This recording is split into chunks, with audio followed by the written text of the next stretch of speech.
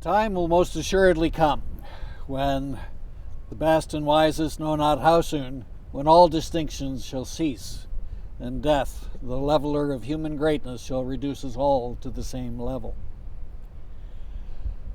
High on a hill overlooking Ingersoll Rural Cemetery is an imposing monument to the Norsworthy family, one of the most influential families in town in the turn of the 20th century time period. This is their story. This is Stone Secrets.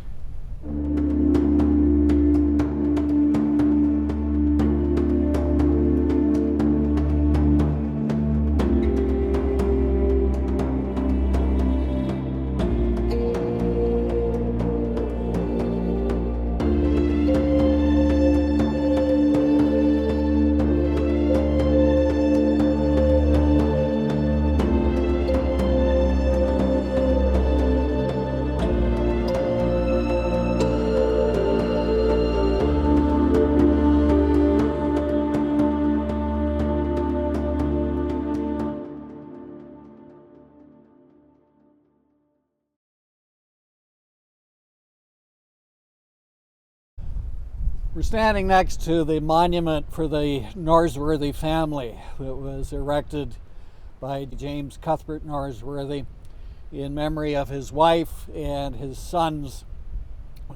The Norsworthys lived at 250 King Street East here in Ingersoll, and for many years from the 1870s onwards to 1936 when J.C. passed away, they were a very influential family in the town of Ingersoll because of his connections with insurance, with business enterprises across the country, and most prominently because of the military service of his four sons.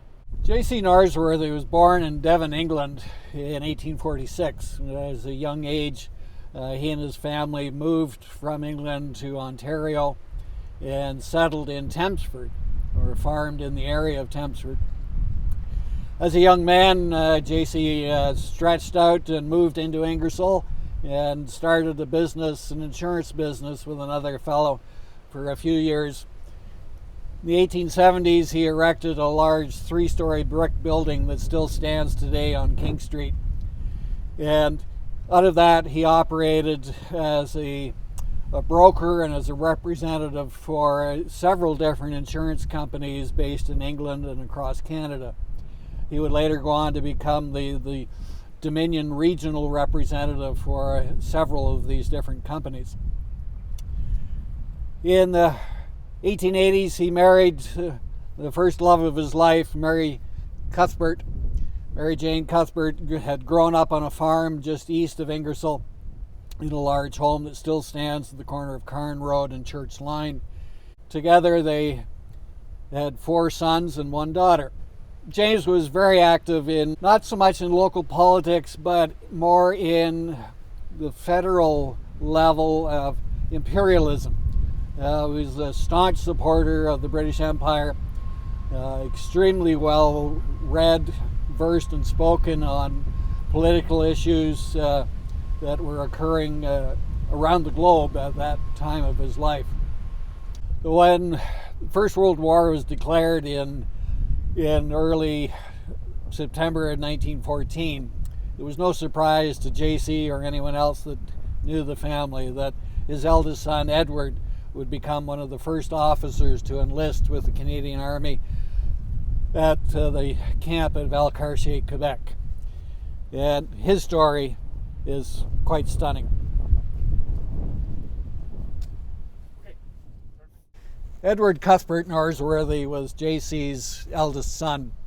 Born in the 1870s, he had attended grade school here in Ingersoll and then had gone off to Upper Canada College in Toronto before pursuing further higher education at McGill University in Montreal. He had become very successful as a banker and had been in charge of offices in England and other foreign countries before being back in Montreal. The opening days of the First World War, Edward was quite quick at becoming one of the first officers to enlist. He had served with the McGill militia, so it was not an immediate stretch to consider him. But he was so well liked by his men as an officer. He was highly regarded, and had led his troops at the beginning stages of her basic training. And then when the first Canadian Expeditionary Force sailed over to England in October of 1914, Edward had been appointed as second in command of the 13th Battalion, the Royal Highlanders of Canada, which would later become known as part of the Black Watch of Canada. After basic training in England in that first wet winter months in England, 1914, they found Canadians in France in the spring of 1915. On April 22nd, 1915, Edward was in command of a small company of troops that were near the front lines between Saint Julien and Langemarck, and was on patrol that night when the Germans unleashed a horrendous bombardment of the Canadian forces at Ypres. And that was also the same night that they unleashed the first use of poisonous gas.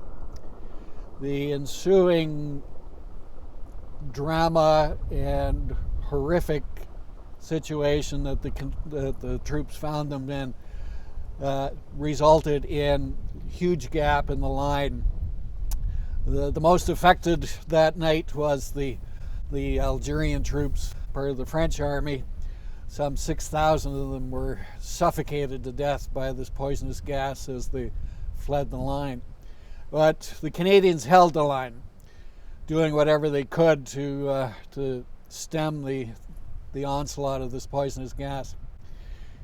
And much to his credit, Edward rallied his small number of men, going back and forth along the roadway because there was basically no trench at this point for them to find any kind of protection. He was wounded in the neck with a bullet, and he kept going, encouraging his men to hold the line, because all of Canada is watching us. This was a quote that was repeated by one of the two men who survived that first night of attack, which became better known as the Second Battle of Ypres. So Edward died that night and would have been quickly buried the next day somewhere near where he fell. Some years later, his body was discovered as they were exhuming others that had fallen that night, and he was carefully removed and then reinterred at Tynecott Cemetery in Belgium. His likeness was honored several different times. In 1916, St. James Anglican Church unveiled a bronze plaque to Edward's memory. And then in 1918, his fellow brother Masons in Montreal organized, in conjunction with the Masons here in Ingersoll, to have a life-size bronze sculpture created by one of the leading preeminent sculptors in Canada, and have it unveiled here 3 years to the day following Edward's death. In 1918, the members of St. Paul's Lodge in Montreal contacted the Brethren of King Hiram Lodge here in Ingersoll and arranged to have this life-size and true-to-life sculpture of Edward Norsworthy erected on the Norsworthy family monument, and was unveiled with full Masonic honors on April 22nd, 1918, to mark the third year after his untimely death. The unique thing about this particular sculpture is that it was done by an Englishman who became one of Canada's most preeminent sculptors at the time, the delightful name of Hamilton Plantagenet McCarthy. Yet his name has been cast into the back of this particular bust, so that confirms that it was one of his creations. But most of the major cities in eastern Canada also have huge monuments, statues that McCarthy created, predominantly as war memorials in Quebec, in Brantford. Ottawa has the large sculpture of Champlain overlooking Nepean Point on the Ottawa River. So the fact that Ingersoll has this particular monument is quite significant. So as I said, it was unveiled with Masonic honors on the day to mark the third anniversary of his death. The Grand Master of the lodge in Ontario was asked to come and speak. In 2018, we rededicated this monument by repeating much of the same that happened in 1918. The Deputy Grand Master of the Grand Lodge of Canada in the province of Ontario was here and read the same speech that his predecessor had done 100 years before. So we've continued to honor the memory of Edward and his brothers who also served. One of Edward's three other brothers was Alfred James Norsworthy, or Fred as the family called him. Fred had also pursued a career in banking. He had enlisted with the 73rd Battalion, another branch of the Royal Highlanders of Canada. He served as an adjutant during the war, and in the days leading up to the attack on Vimy Ridge, he was killed during a bombardment of the trenches. He too was memorialized at St. James Anglican Church, as well as here on the family plot. It says, killed in action at Vimy Ridge, March 29th, 1917. His dauntless courage and cheerfulness under most trying conditions won the admiration of his superior officers and his men. Described as being gentle in peace, a hero in battle, beloved by all who knew him. For God, for truth, for liberty. Since J.C. Norsworthy was such a staunch imperialist and family member, he also saw fit to erect this bronze memorial to two of his nephews. His sister had married and raised a family in Brampton. Two of her grandsons, Robert and Harold Hunter, were both killed in the waning months of the First World War. Robert, we see on the left, was a signaller with the 60th Battery, the 14th Brigade Canadian Field Artillery, killed in action at Arras, September 17th, 1918, aged 28 years. His brother, Harold Gray Hunter, on the right, was a bombardier with the 9th Howitzer Battery of the Canadian Field Artillery, killed in action at Valenciennes, November 5th, 1918, aged 20 years. So this was in some of the last final pushes of the war as the Canadian troops were really moving forward and driving the German forces further and further back. These two young brothers paid the supreme sacrifice for their efforts on behalf of King and country. One final note about this particular plaque is that it says they fought the good fight, these two young men, along with their fellow Canadians, but read the history of your country and understand. The last two brothers who served were Major Stanley Norsworthy and his brother John Weldon Norsworthy.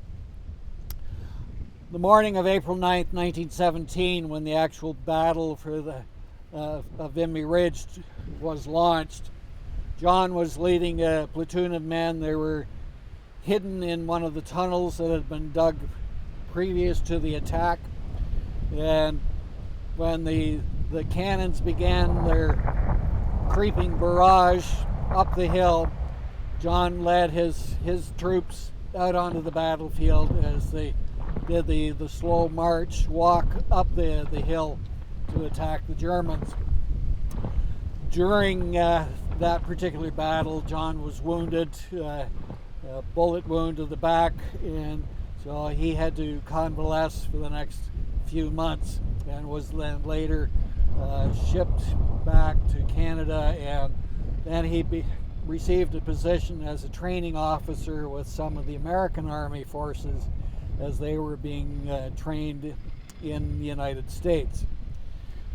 His older brother Stanley was the commanding officer of the Black Watch Battalion on the day of the attack on Vimy Ridge, and his unit was responsible for capturing the Pimple, the highest point of the ridge.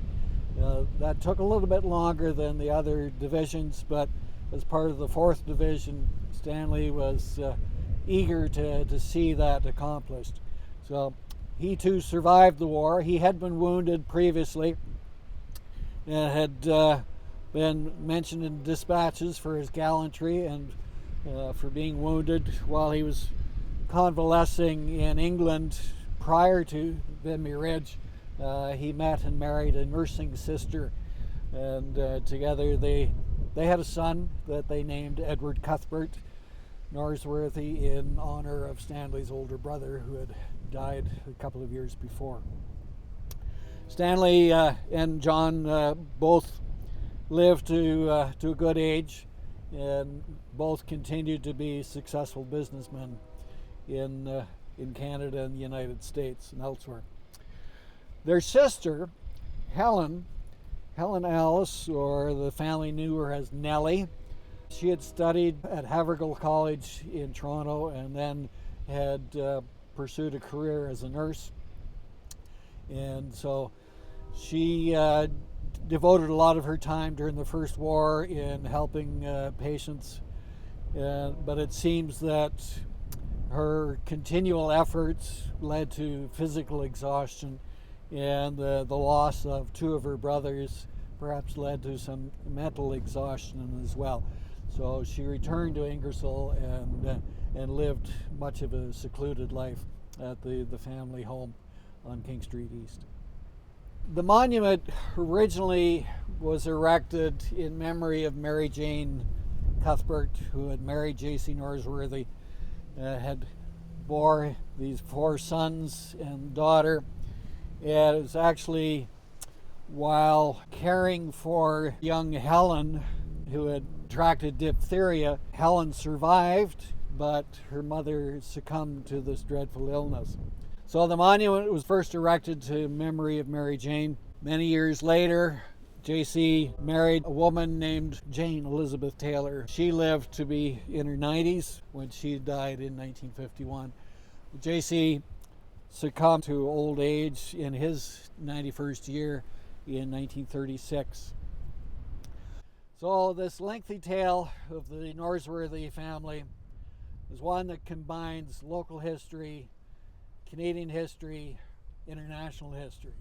And it's just one of the many stone secrets that you can find hidden here in the Ingersoll Cemetery.